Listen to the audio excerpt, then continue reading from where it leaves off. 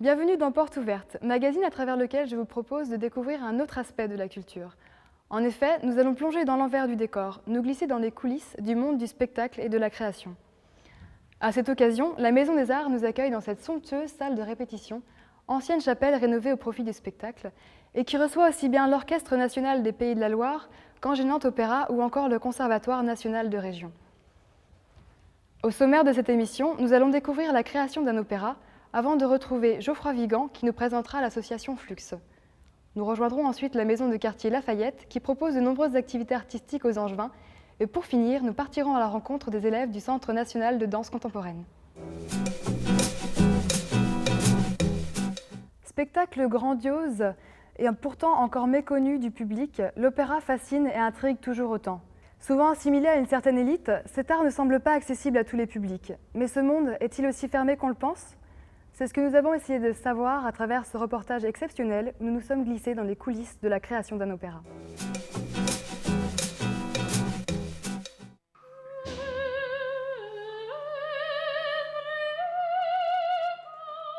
Ça peut se préparer 2 ans à l'avance un opéra au mieux. Il faut que toute l'équipe de conception, à savoir le metteur en scène avec son décorateur, son éclairagiste, voire son costumier, nous délivre ce qu'on appelle des maquettes. Nous, dans nos ateliers de menuisiers, décorateurs, peintres décorateurs, et même chose pour la couture, les couturières, on a besoin d'avoir les maquettes qui sont pour nous des éléments en fait en 3 dimensions, de façon à ce qu'on puisse réaliser le décor.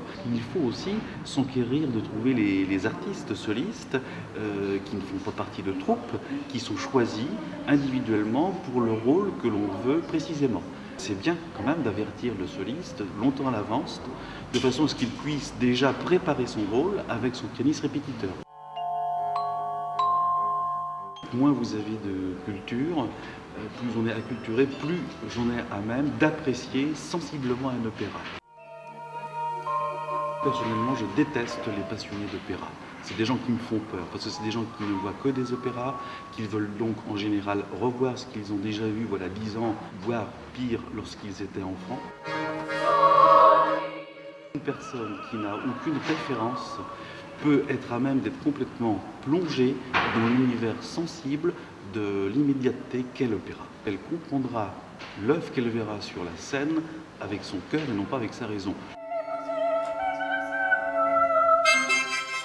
La condition de comprendre tout rationnellement, ça c'est peut-être bon pour le cinéma, je ne sais pas, et encore, mais en tout cas c'est pas présupposé pour l'opéra. On peut aussi ne pas comprendre et aimer pour autant. De façon classique, la plupart des grandes maisons d'opéra ont généralement une maîtrise d'enfants, puisque dans beaucoup d'opéras, vous avez des passages où l'on a besoin justement d'une troupe d'enfants. La particularité sur Poiret, c'est que là, les enfants étaient vraiment à part entière des solistes, si vous voulez. En général, dans un opéra, vous aurez toujours au moins, ne serait-ce que 30 secondes de sensibilité pure. Et donc, ces 30 secondes, elles vous marqueront dans votre corps à vie.